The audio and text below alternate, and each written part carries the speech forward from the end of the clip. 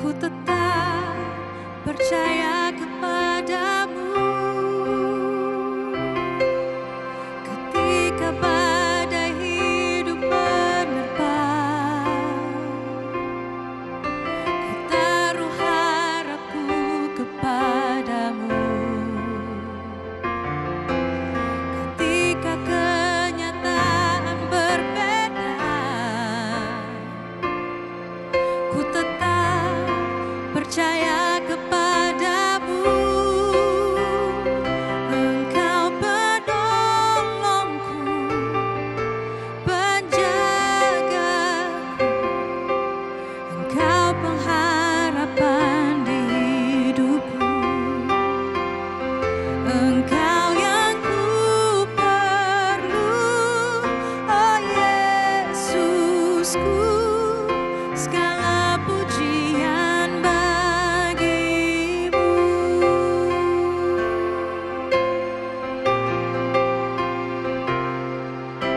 Ketika badai hidup menerpa,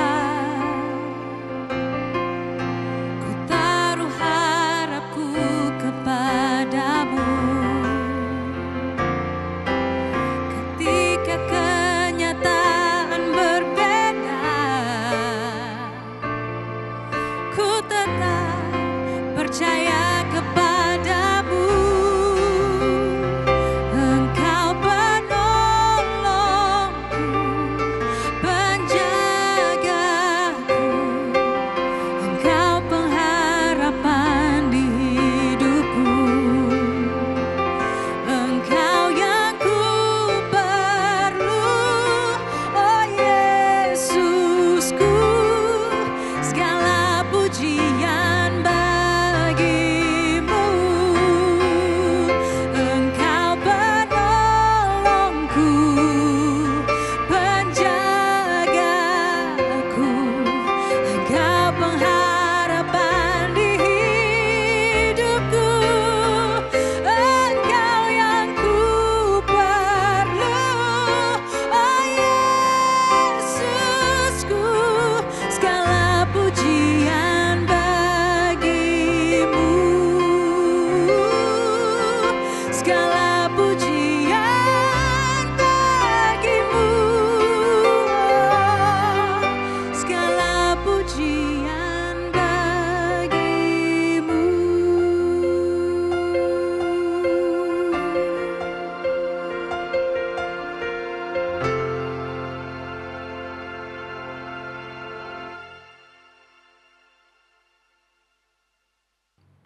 Halo, shalom sahabat channel Roti Manis. Hari ini kita ketemu kembali. Topik kali ini saya akan mengajak kita semua atau kita akan belajar bersama-sama mengenai menjadikan uang sebagai tuan atau hamba. Nah, kalau kita berbicara mengenai uang nih, pasti nggak ada habisnya. Kenapa? Karena dari dulu uang itu memang selalu menjadi topik yang sangat menyenangkan untuk dibicarakan. Dari yang uang yang nominalnya kecil sampai ke nilainya besar gitu ya. Dari orang yang paling muda yang sudah mengenal uang sampai dengan orang yang lanjut usia. Pasti suka sekali kalau berbicara tentang uang. Apalagi kalau ngedapetin uang gitu ya. Nah, seru banget dah pokoknya kalau ngebicarain soal uang. Semua orang memang perlu uang ya. Dari yang paling kecil sampai yang paling dewasa sekalipun kita semua pakai uang. Karena memang untuk menjalani kehidupan ini kita perlu uang. Hanya karena kita mempunyai iman untuk menjalani hidup kita, tidak serta-merta ketika kita mau beli sesuatu di sebuah toko atau di sebuah pusat perbelanjaan, lalu kita bilang ke penjualnya begini, boleh nggak kalau saya bayarnya pakai iman? Iman saya besar loh, saya rajin ibadah loh, saya rajin baca Alkitab loh, saya pasti punya iman yang besar dan saya akan bayar dengan iman saya, boleh nggak? Kita pasti akan dipikir orang gila Bapak Ibu Saudara sekalian. Ya kenapa? Karena nggak ada orang yang mau dibayar dengan iman. Orang tetap mau menukarkan barangnya dengan uang. Nah, Alkitab berkata dalam 1 Timotius 6 ayat yang ke-10. Akar dari segala kejahatan ialah cinta akan uang. Sebab oleh memburu uanglah beberapa orang telah menyimpang dari imannya dan menyiksa dirinya dengan berbagai duka. Yang menjadi masalah sebenarnya bukan uangnya. Karena Yesus pun dalam pelayanannya memiliki seorang bendahara yang membantu mengelola keuangannya. ketika Yesus melayani di muka bumi ini. Yang menjadi permasalahannya adalah kecintaan kita terhadap uang yang melebihi kecintaan kita terhadap Tuhan. Kita jauh lebih yakin dan mempercayai uang yang ada di genggaman kita daripada kita mempercayai Tuhan yang menyediakannya, yang memberikannya, yang memberkati kita melalui uang tersebut. Oleh dikuasai uang, kita menjadi pribadi yang tamak, serakah, tidak memperdulikan orang lain, mengabaikan kebenaran, berkompromi dengan dosa. Karena dikuasai oleh uang, kita melupakan orang-orang yang sudah sekian lama berjalan bersama-sama dengan kita. Mungkin itu adalah sahabat kita, mungkin itu adalah orang tua kita, mungkin itu adalah saudara kandung kita, mungkin itu juga adalah pasangan kita. Kita mengorbankan keluarga kita, menodai integritas kita. Bahkan kita bersedia melepaskan iman kita kepada Yesus Kristus hanya karena uang. Kenapa? Karena kita mencintai uang. Uang, sekali lagi, tidak pernah salah. Dan Alkitab tidak memandang negatif terhadap uang.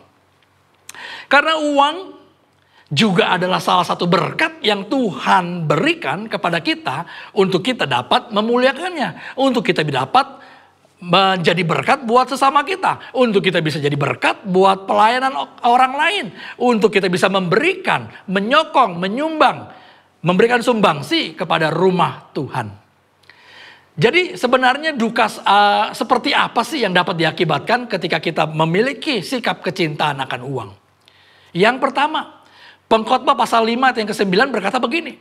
Siapa mencintai uang tidak akan puas dengan uang. Dan siapa mencintai kekayaan tidak akan puas dengan penghasilannya. Ini pun sia-sia. Duka yang pertama yang Alkitab ajarkan kepada kita ketika kita menjadi pribadi yang mencintai uang. Ketika uang menjadi tuan dalam kehidupan kita adalah kita tidak akan pernah puas dengan uang. Orang yang terikat dengan uang dan mencintai uang daripada Tuhan akan selalu memiliki ketidakpuasan dalam kehidupannya dia. Di dalam dirinya tidak ada rasa syukur atas berkat cukup. Ingat, tidak pernah ada rasa syukur atas berkat cukup yang telah Tuhan sediakan. Rasa tidak pernah puas ini membuat dia rela mengorbankan segalanya untuk bisa mendapatkan uang. Itu dia.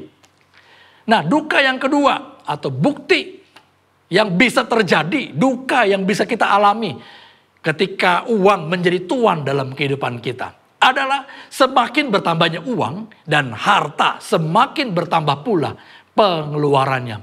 Pengkhotbah pasal 5 ayat yang ke-10 berkata begini. Dengan bertambahnya harta, bertambah pula orang-orang yang menghabiskannya.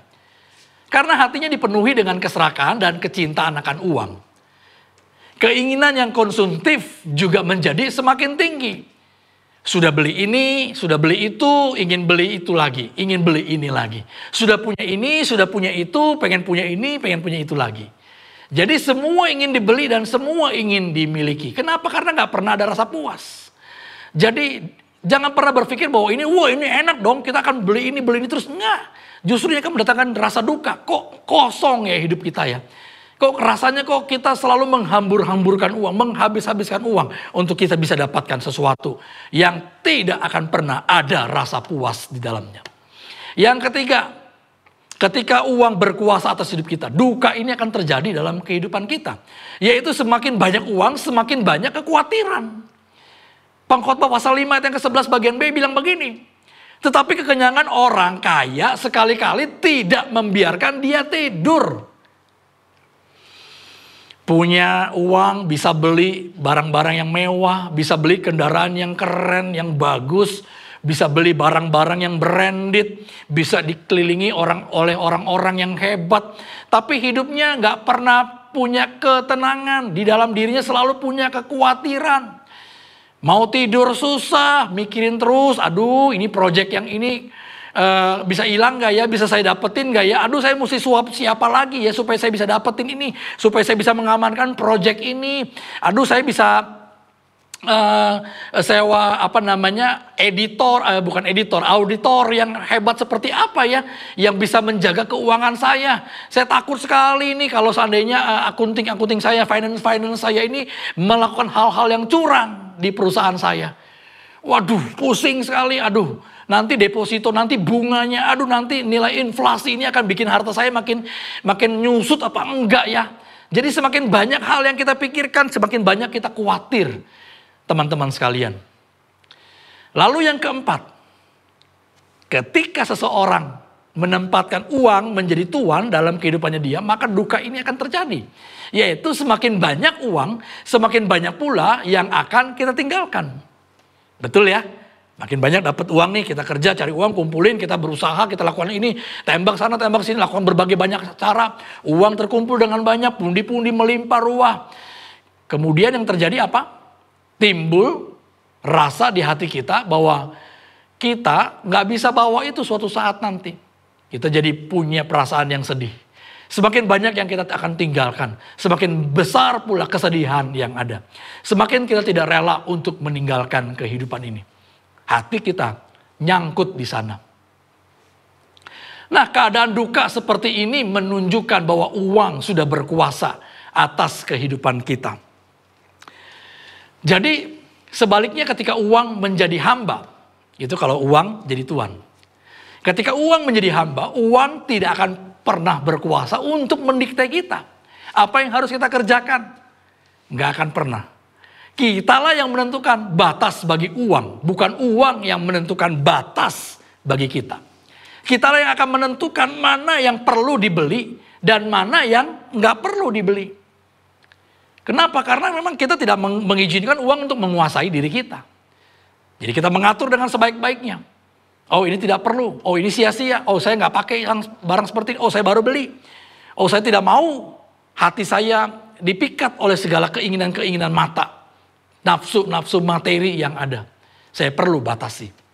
Kenapa? Karena orang-orang yang seperti ini adalah orang-orang yang menjadikan dirinya tuan atas uang. Intinya hati kita lepas dari semua jeratan nafsu yang konsumtif. Hari ini yuk kita belajar berikan diri kita. Bangun kehidupan, tempatkan diri kita menjadi pribadi yang berkuasa atas uang, bukan uang yang berkuasa atas kita. Jangan mau dijadikan hamba uang. Karena orang yang menjadikan dirinya hamba uang, hidupnya akan menderita. Sebaliknya, jadilah pribadi-pribadi yang berkuasa atas uang. Tuhan Yesus memberkati kita semua. God bless.